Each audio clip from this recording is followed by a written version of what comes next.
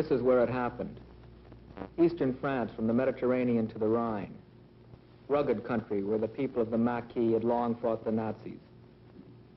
This is where we operated. We, being the OSS secret intelligence teams attached to the 7th Army in the drive up the Rhone Valley.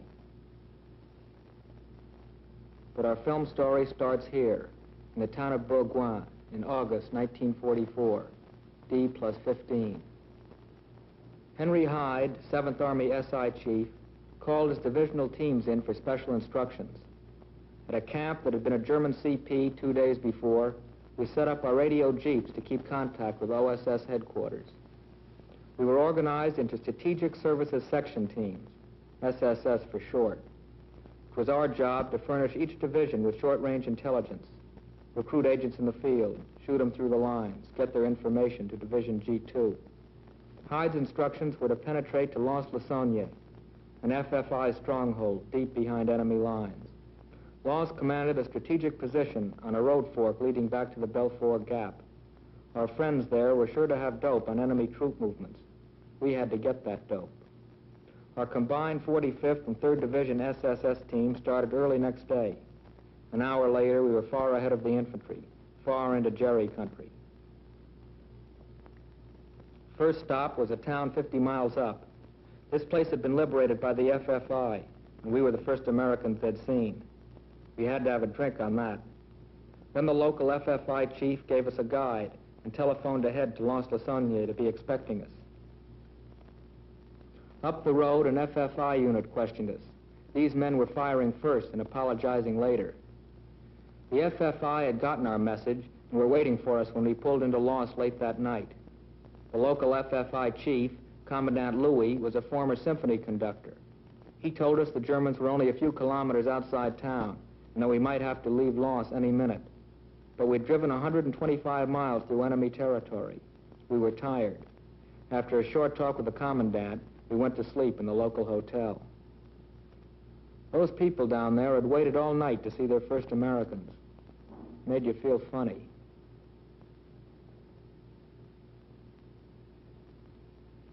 This is what happened when we tried to leave the hotel.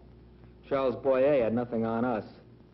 Most of them wanted our autographs on the backs of pictures, snapshots of brothers and fathers and husbands held prisoner in Germany. They looked at our strange American names and tried to pronounce them. It was pretty gay while it lasted, but it didn't last long. Suddenly we heard the Germans were driving up the main highway, straight for Lens. So when Commandant Louis suggested we make a dash for his hideout, we took him up on it. We headed out of Lens loaded down with French citizenry. Everyone asked us one question: will you come back? Will the Americans come back to Lens? We told them, don't worry, we'll be back. At the hideout, Commandant Louis gave us a full report on the strength of the German 19th Army, our particular enemy. His FFI group was one of the best organized in the district, and the report was detailed and complete. As usual, the FFI men were very interested in our weapons. They liked this Marlin submachine gun most of all, and we showed them how to fire it. But we had important information to get back to the 7th Army. We left 2 men to maintain liaison with Commandant Louis, and then we shoved off for Bourgoin. A few days later, we were back again on the road to Lens-le-Saunier. The intelligence report we had brought back was gratefully received by G2, and now the whole 7th Army was racing unchecked right up to Lens. But fast as we came, the news of our coming beat us to every town.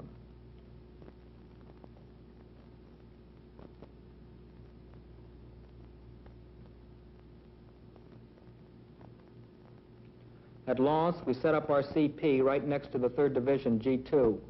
That meant an integrated intelligence setup. Our job here was to check German positions and explore the 19th Army's escape routes to the Belfort Gap. Our caravan of FFI and SSS agents left Lens headquarters next morning to go up to the front lines outside town. Their final orders were to penetrate all the way to Belfort itself, 100 miles north if possible. Up front, we stopped while the infantry moved up to attack.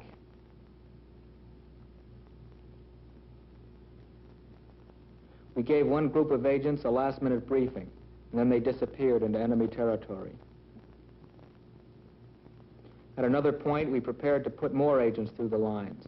Our job was primarily short-range intelligence, but some of these people would penetrate many miles in to bring back the information our Army needed to keep up the advance. We drove them as far as possible, and then we left them, and they were on their own. Machine guns did this to one of our SSS men, American machine guns.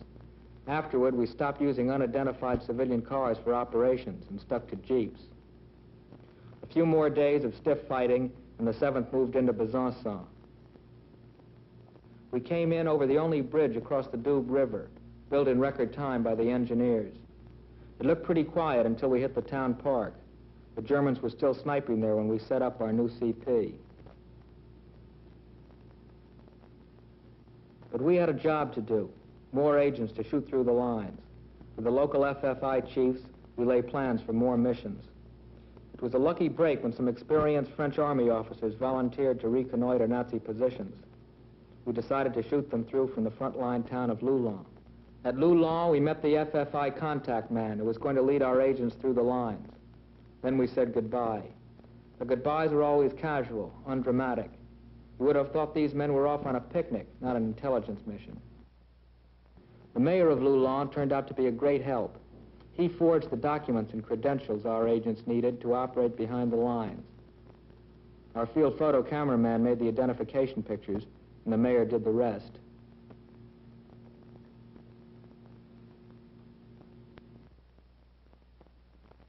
This is Anne, one of our most valuable agents. She'd headed her own resistance group for 3 years and was an accomplished operator already. Now she was joining our team to go through the lines and continue the fight. Anne had been a school teacher, and she taught us some new lessons in intelligence work. We drove her as far as we could, and she bicycled the rest of the way through. The farther north we moved, the more German resistance stiffened. But the FFI was organizing on a larger scale than ever before. And from the farms and towns, French men and women were forming scouting patrols and regular rifle companies.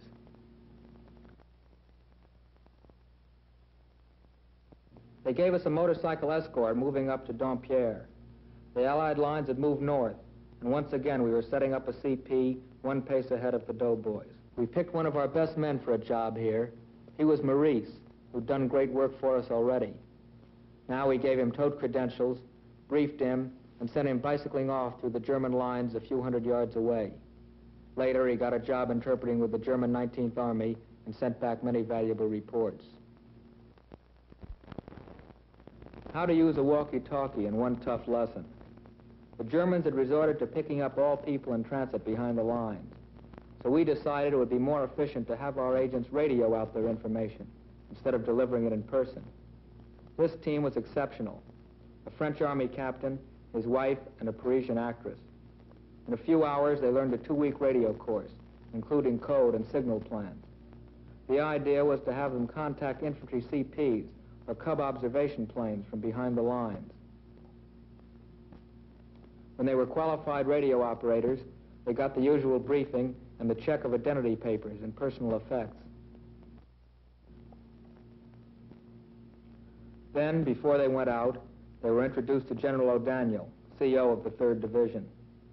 The general told them how much the Army depended on agents and the FFI. He said the 7th Army's rapid advance was due to them and their great work. Then he thanked them personally and wished them luck. They must have had it, too, because they stayed out 5 weeks and radioed back vital information. At one point, they had to eat the signal plans and destroy the radio to prevent capture, but they escaped unharmed. As the pace of war quickened, our job grew harder. By the time we reached Bruyères, German counter-espionage had improved, and native agents weren't as quick to offer themselves as before. Still, the work had to go on. This girl, Lillian, was assigned to a special job. One of our prized agents, a young woman named Day, was under death sentence in German-held Girodme. Lillian was going in with 70,000 gold francs sewn in her shoulder padding to bribe Day's guard and lead the girl back to our lines.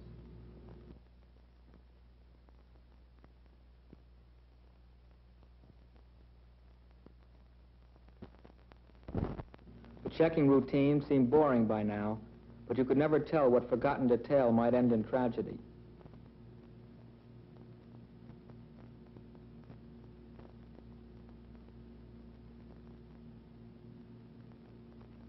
We'd already heard of 2 agents shot for having American cigarettes in their possession. We weren't taking any chances.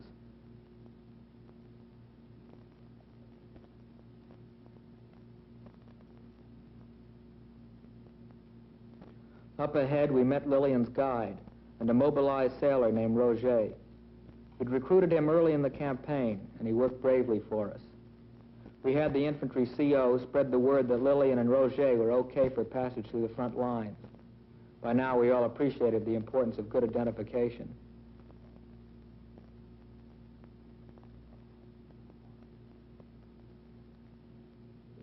We watched as they walked away through the silent village and into the German lines beyond. The stream of agents seemed endless, but the list of facts the 3rd Division needed was endless too. This time, a young Dane came forward to volunteer. He'd been in the Danish resistance movement before the Germans drafted him into the tote. Now he was desperate to even the score. There was just one problem. He couldn't speak English, French, or German. We scoured the division until we found one guy who could speak Danish. And with this interpreter, we began making an espionage agent out of a kid who hated the Nazis. The next day, he set off with a walkie-talkie, a pistol, and 4 grenades. We never heard from him again. 4 weeks later, when the division had reached Remiremont, close to the Rhine, Lillian and Day-Day limped back to our lines. They brought important information on enemy strength and positions, information that helped the 7th Army drive the Germans clear over the Rhine. Their knees were scraped raw and infected from crawling on frozen ground. And Day-Day's ribs were fractured by Gestapo clubs, but they'd done their job. It was at Remiremont, where we rested before the big push, that General Marshall visited the division. He drove up one day, unannounced, to congratulate the men and commend them on a job well done. And we of the SSS teams, with 868 intelligence reports to our credit, we took pride in that commendation too. In short-range intelligence missions from D1 to D62, we'd infiltrated 111 agent teams. So when the general got his flowers and made his little thank you speech, we knew that some of the thanks were addressed to our agents and to the OSS.